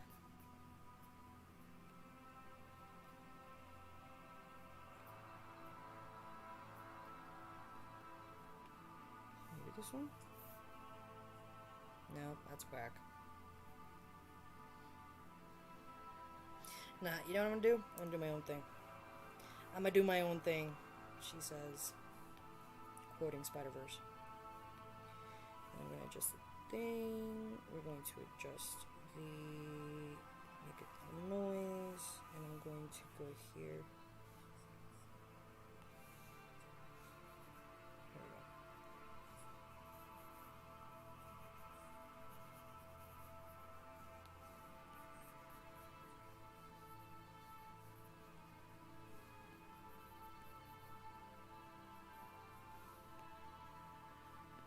So I have to also remember to keep everything here as a tone. Which, as you can see, will probably fight other tones too much. So that's definitely one of those things I would say, get familiar with tones as well. Screen toning. Because certain screen tones react a certain way, and you don't want to do that. So like these ones, for instance, like shading. I know you see Yama uses a lot of tones for the shading, rather than like gray, like just black, just straight grays. Shipping for the sake of shipping has never sat with me, but EH made sense with the themes of the story and the build-up for it. That makes sense, yeah. I mean, some people will be like, no, you're dumb. But I personally agree. I started actually like really rooting for it, as far as like a ship, like oh my god, I ship it. I started going for it more so during this, like, the Uprising arc, to be honest. Let me change it from noise to square. Nope. Circle. And we're going to lower that a little.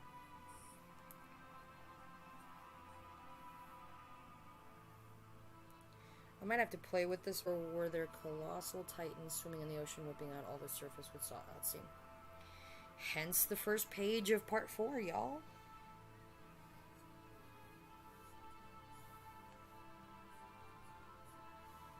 Actually, I'm gonna put that one as like a straight up beta.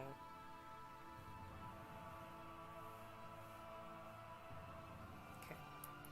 Because here's what I'm gonna do.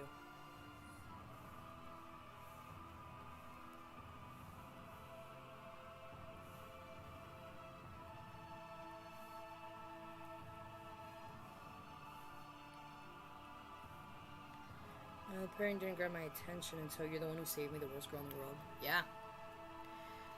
I know, I had a friend who was the same. who read 130 and was like, oh, damn it, I ship it. And I was like, yes! Victory for Vegeta!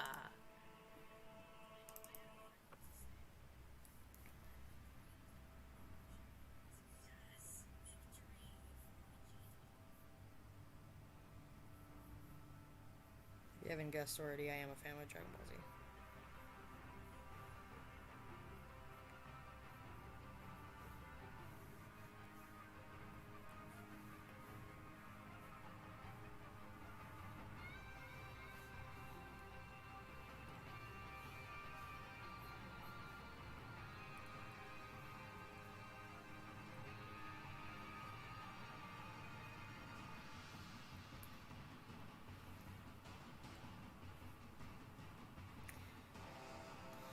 Oh, for real.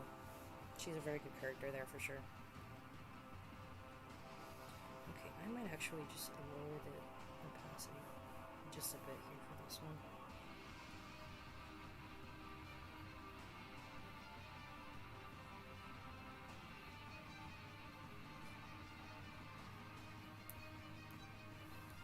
Or not. Maybe I'll just leave it.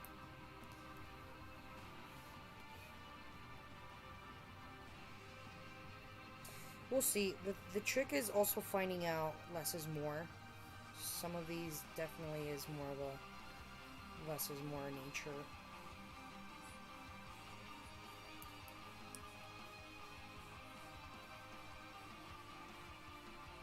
What is my least favorite character in Attack on Titan? I think people connect least favorite to like, what character do you hate the most? I don't hate any character really, but characters that I personally just never really cared for, then like, oh, they exist, you know. Let me think. I really appreciate them all, to be honest, but if I had to pick, honestly, I feel like Connie really does sort of fit that whole, I don't really, you're there, you sort of exist, and I don't really care much about you. But I still feel a lot of fondness for the character, though. Don't get me wrong. But I feel like he wasn't really utilized, and I didn't really love what was the direction for his character in the Rumbling arc. Even though it was really compelling, the idea of him wanting to sacrifice someone to save his mom. It was still pretty good. I just don't feel like the execution did it enough for me to like, oh my god, he's a favorite character now. Still, I love Connie, which is why I wanted to give, like, I wanted to care more about him, so that's why I was like, okay, I actually got to build this character up a little bit more. So that's why we gave him a few more scenes in AOTNR to feel less like a just sort of their character and feel more of like, oh, like, people need to remember this character wasn't just there and that he, survived for like the fun of it. I wanted to prove that this guy made it to the top 10. So he had skill.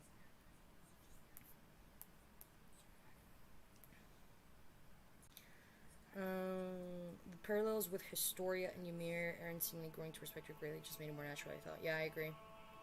The way I interpreted is that Historia already committed her own rumbling in a sense that she chose to save Eren instead of humanity in the case. Oh, interesting. That makes sense. Because it's kind of like more of the what could have caused more problems rather than it's a direct like act of, oh, people are dying thing, I think. Oh, I did that thing. Go do that.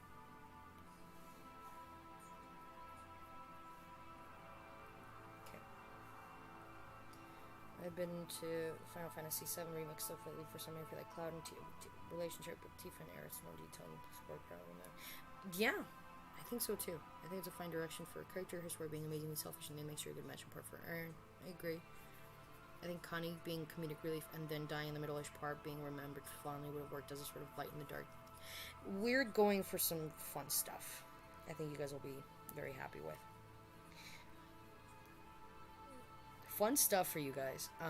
It took us a while to determine who we wanted to kill off first in AOTNR.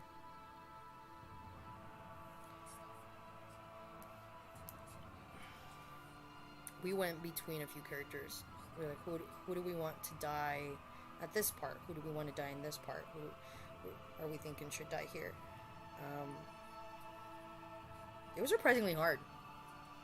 I had to fight my own team a lot because some of them were like, no, don't kill my fave. What if we make this character survive? And like, what if we just have this character survive because we think that... And I was like, no!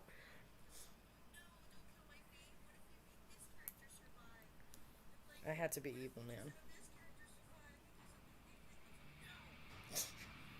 I was like, I'm gonna kill off my fave, guys. His character's gonna get killed off pretty hard. And if I have to do it, so do you. Okay, those boots look better. This probably has to be one of my favorite of the themes that we have designed for AOTNR. It's gonna make a pretty phenomenal comeback when this one comes back.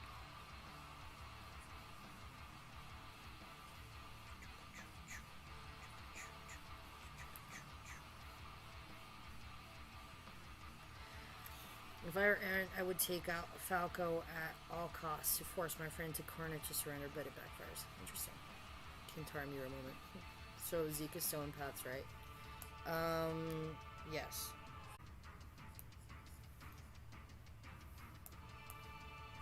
I'm gonna fix this boot. Don't love it. It's a little better.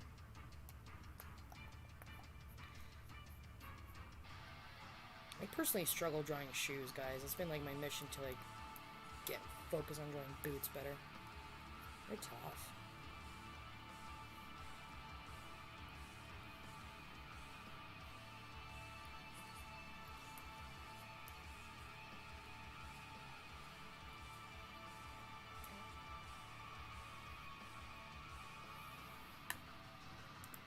Okay, I gotta reconnect again.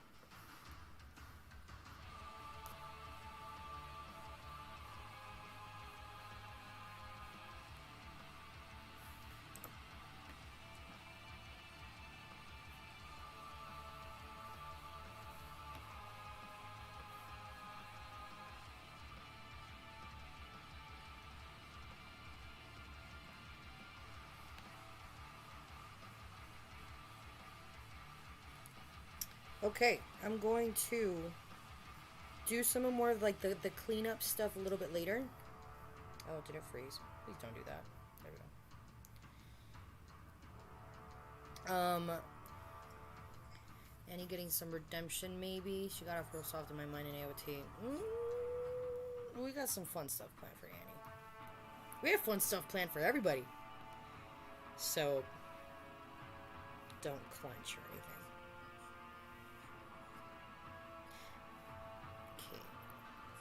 This is the cool part, because I have a special file.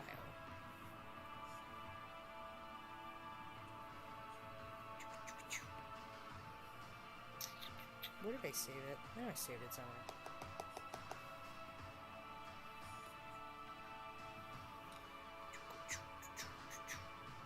Here we go.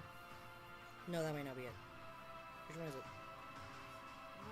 Where did I put it? Here we go. The directory.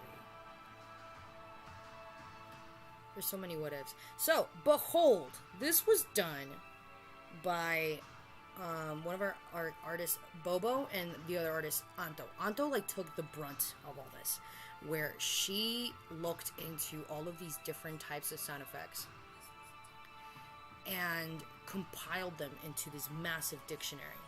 So all I really need to do is just kind of go into this dictionary, kind of grab it, and then just kind of apply. So, guys, the work that's been gone into this is insane. So I'm going to start looking for one that works for marches or walking. Let me see. It might be the chunk. Let me see. Throbbing. Whoosh. Nope. The roller shutter. Maybe this one? Nope. Oh, that's what this one was. I was looking for this one. Clock, maybe? No, it's just metal.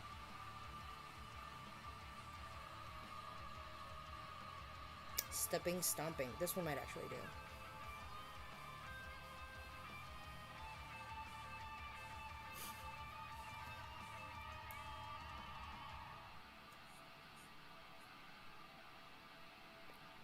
Okay, let's see.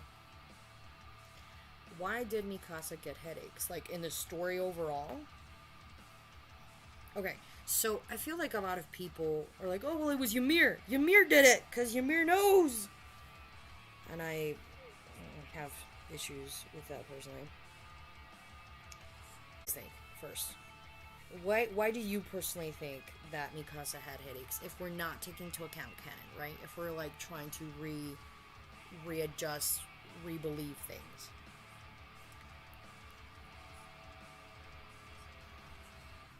I thought it was a loss of family. Okay, interesting. Because we know that at some point, Levi also struggles with headaches too. He had that same throbbing stuff during the final arc. Copy this. Oh, nope, don't want to do that. Just kidding.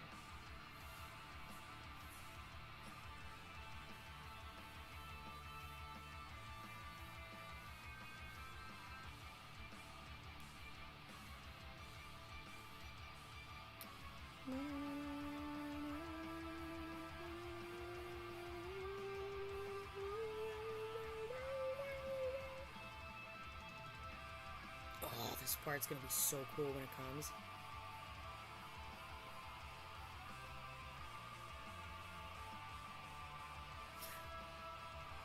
Ymir's nose.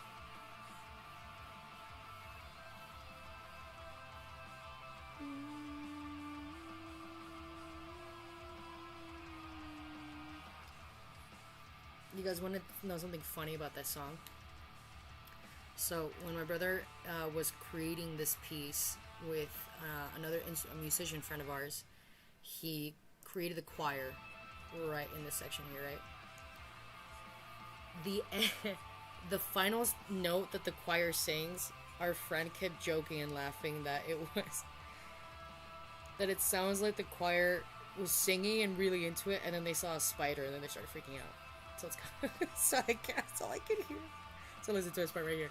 And it's like just, oh no, a spider! Ah! It's so dumb.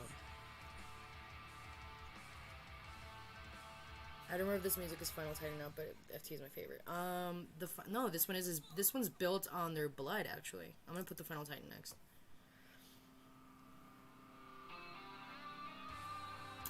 What do you envision as the final panel of AOTNR as a fix? Yes, I do. Treebeard music for part 4-6. Yeah, Mr. Treebeard made my brother, Mr. Treebeard, made a good chunk of songs for the entirety of AOTNR, not just parts 1 through 3. He made a good chunk, like a big number. Some of which we haven't actually fully released yet because they weren't totally finalized by then.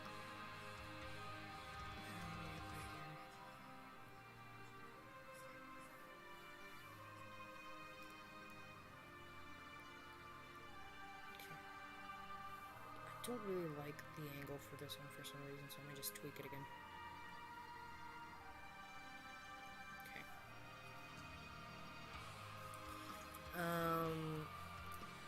It really is. It's gonna be great for when we get to that part of the battle. Yeah, if you guys are interested in hearing more music that he and I are making, we've been releasing our own personal stuff for funsies. Just been to kind of keep loose. It's a lot of fun. I'm gonna move this one. I'm gonna make this one smaller.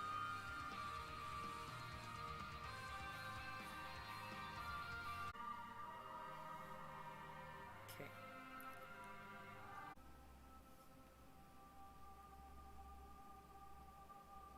Okay, I think that'll do for now.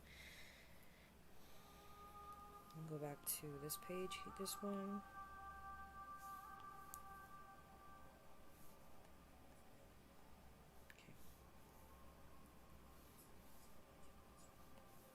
I said page. I was supposed to say panel. I'm a boober.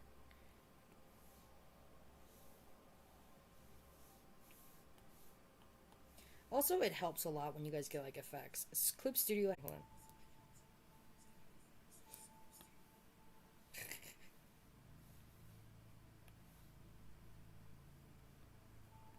Knock knock. I'm sorry, y'all. I'm really annoying. Bonk bonk, wake up! a huge punch. No, I don't really like that one. I just want something simple.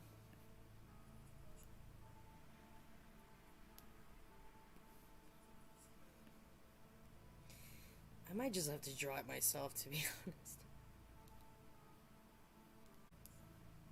Okay, I'm gonna put this here maybe? Nah, that's too much. That's tricky. Yeah, this is what I do.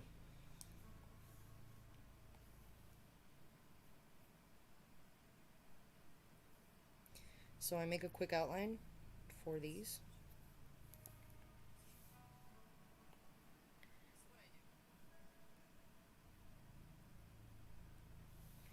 And then I go here. And then I fill it in with white. Ah, no, bad thing. Don't do that. There we go. Fill it in with white. And then I'm going to erase the bottom. Just a little bit.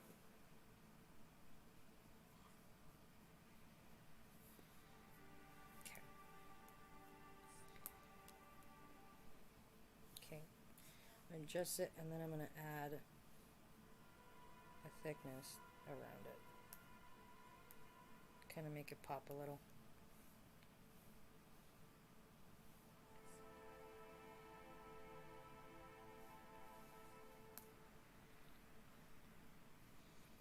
I don't love it. I actually hate it. I'm not doing that. I'm going to delete it. Watch me waste time, guys. Okay. Yeah, it would have helped with... See? I don't think... No, because... Here's the thing. Believe it or not, I feel like if Erwin had been the one to survive, there wouldn't have been a need of Jaegerism. Because the reason why Aaron decided to, like, step out and do his own thing and, start the whole Jaegerist thing was because I feel like he realized there was a lack of movement from the Survey Corps. There was just no real decision-making happening. So he ended up doing his own thing. He walked away and started doing his own thing because there really wasn't anything that the Survey Corps was proposing that he agreed with. And so that's, I feel, is one of the reasons why it caused that thing to begin with. With Erwin, I feel it's very, very likely impossible that he would have probably been able to provide a solution, probably a much more radical solution concerning that. It's possible that I think Aaron would have acted on his own anyway. Even with Erwin having survived, he might have carried the loss of Armin as a resentment towards everyone else. It's possible that could have happened. There's a lot of things that we could, guesstimate and wonder.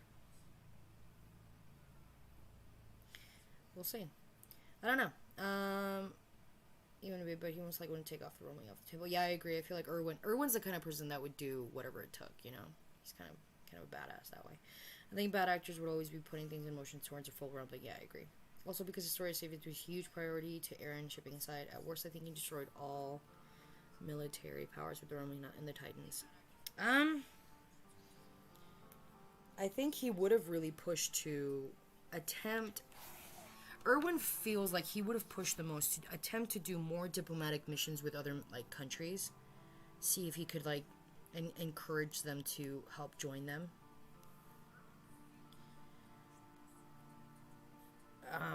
And that's kind of one of those things I was, thinking about, what would he have done? But at the same time, it's kind of a moot point to consider.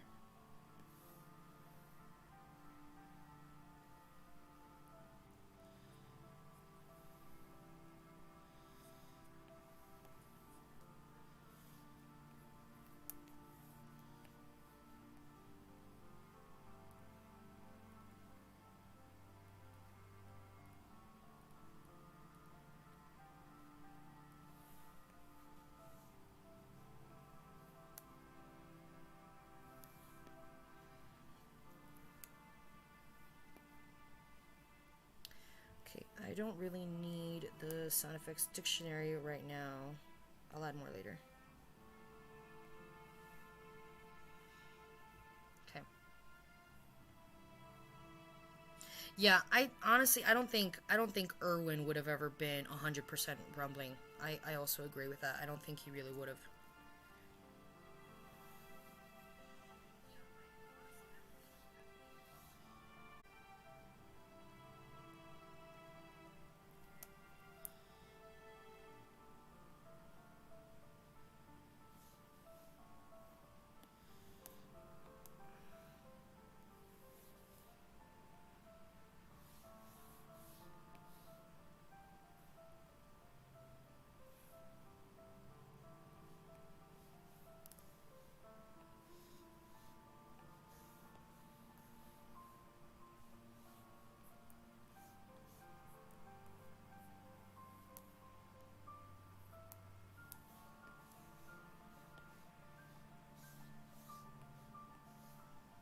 And then I could just do this, and just duplicate it.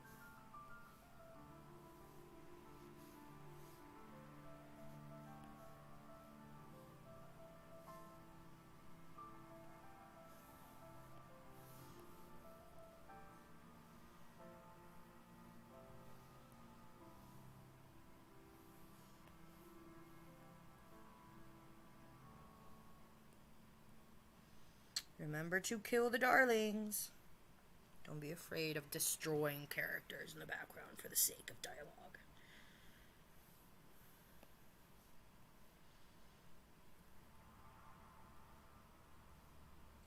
What am I putting here?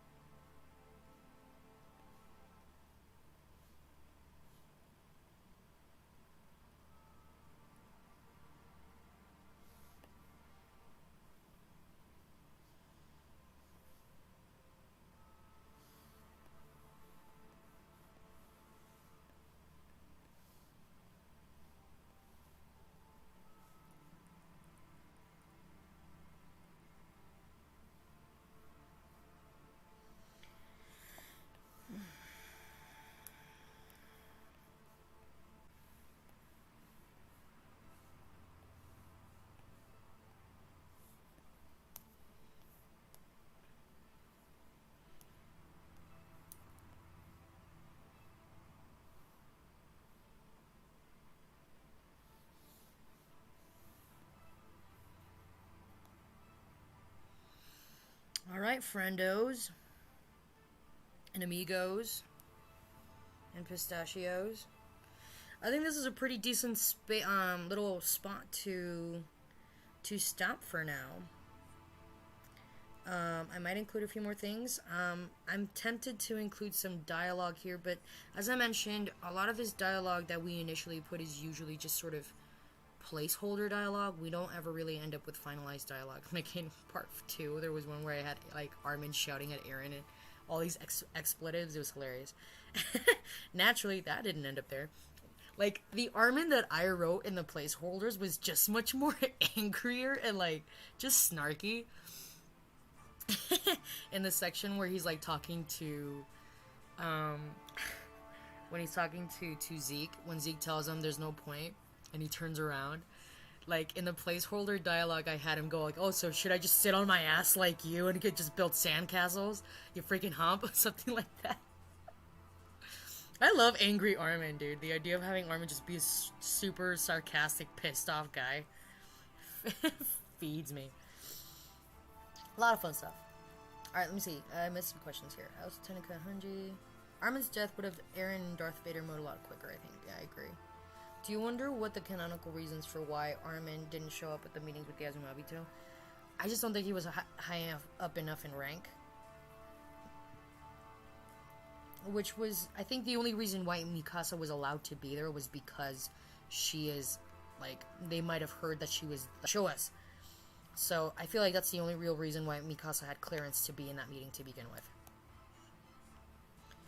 So.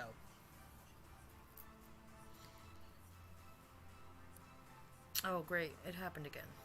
1 second.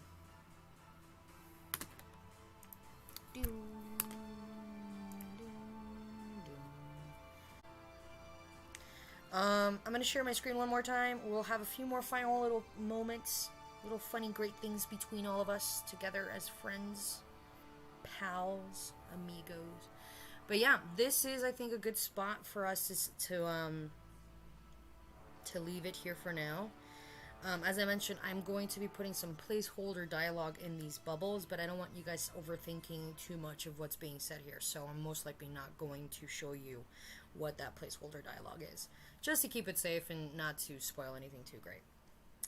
I feel like that's a good spot to end. I just showed y'all a cool page for part 4. I really want you guys to, I'm definitely interested in seeing what you guys believe is going to happen as a result.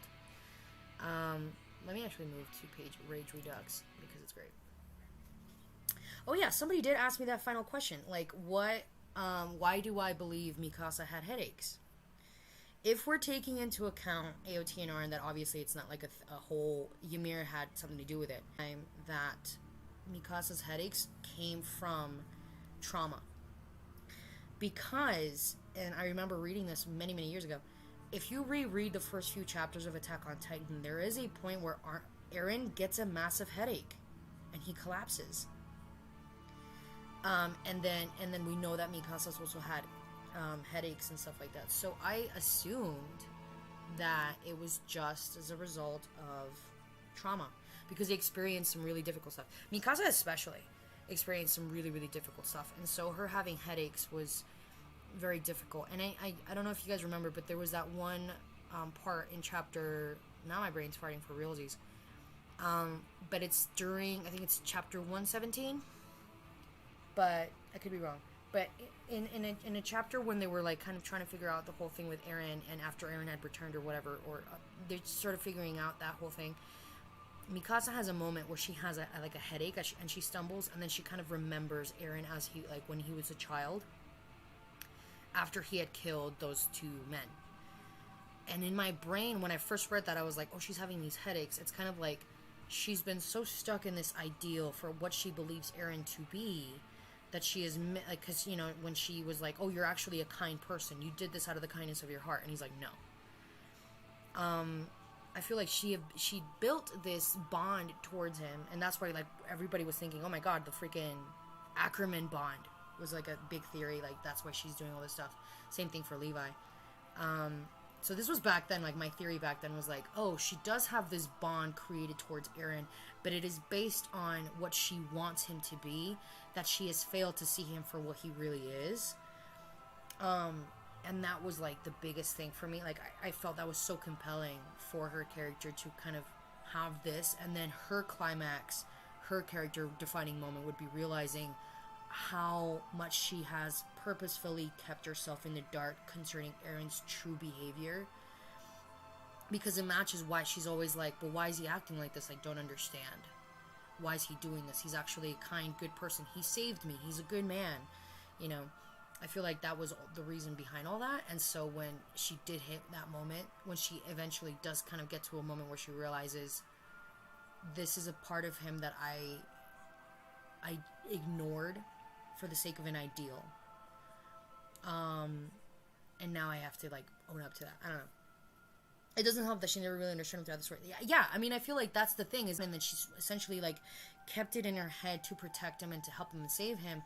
And, you know, when she lost him in trust and she gained him back, I feel like she just developed this strong, like, you know, she's dedicating her life to helping him and saving him. So in her mind, she sort of starts skewing his character and starts kind of like, forget it, like, he's just angry. All of those things are bouts of anger, but he's actually a good guy. He's genuine of her trying to, you know, keep him, defending him and all this stuff. You know, when you defend someone that you love for so long, at some points you just sort of start ignoring, or you don't even see like the really negative red flags, I guess. I don't know. The look Eren, Armin, and Mikasa gave each other when entering the airship really describes that. Yeah, I feel that, you know. She never understood his and Armin's dream. Eren wanted freedom, Mikasa wanted to go to the cage. Mikasa's the raider. Interesting stuff. Interesting ideas. Anyway, that's just what I believed. I feel like her headaches were a manifestation of all of this trauma that has gone unanswered, and it's been holding her back from really truly. And eventually she has to overcome that. And that's what we're going to be doing, really, is pushing through that. So anyway, this was a great opportunity for everybody to enjoy being together and working on one another and just being great people, great community. I love you guys. But yeah, this is one of the pages from AOTNR Requiem Part 4. I look forward to seeing your guys' reactions to what's actually happening in the scene and what ends up happening after, and what happens before, and all of these great things happening. I'm gonna make a lot of you cry. That's my goal. My goal is to just rip you people to shreds. And you guys are going to thank me for it. Alright. Cool.